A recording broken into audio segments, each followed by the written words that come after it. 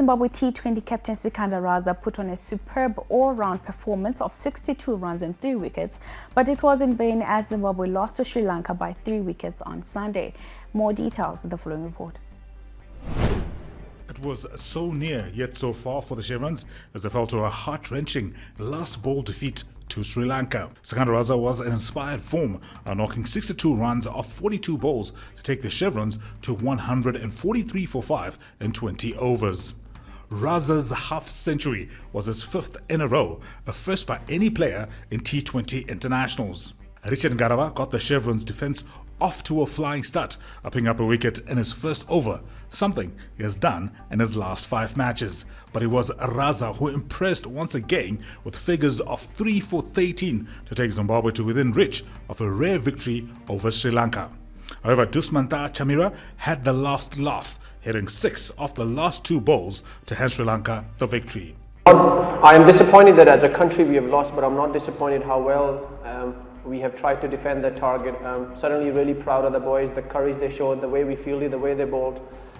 At the end of the day, you have some of the 2 most experienced cricketers and some of our youngsters came against them.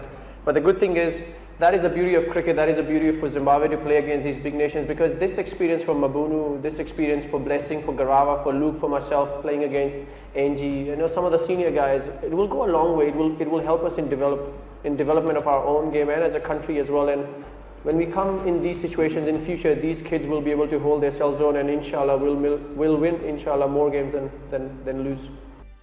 Defeat in the first T20 international came hot on the heels of a 2-0 loss in the ODI series, which further compounded a difficult 6 months for Raza and his team.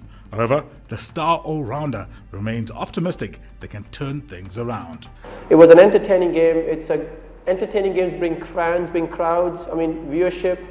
It was a wonderful game to be part of. I know Zimbabwe has come out on a losing side, but I can hold my head high along with my team that we are very proud of the way we fought today.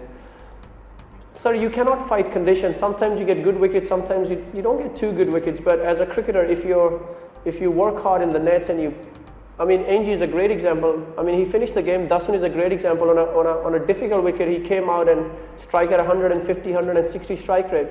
Chamira got 6 of 2 balls, so that's a 300 strike rate. So I don't believe in blaming the wickets because conditions don't change.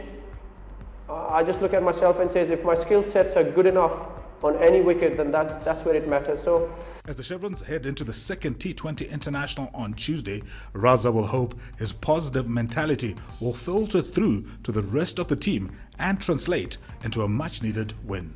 As the Chevrons head into the second T20 international on Tuesday, Raza will hope his positive mentality will filter through to the rest of the team and translate into a much-needed win.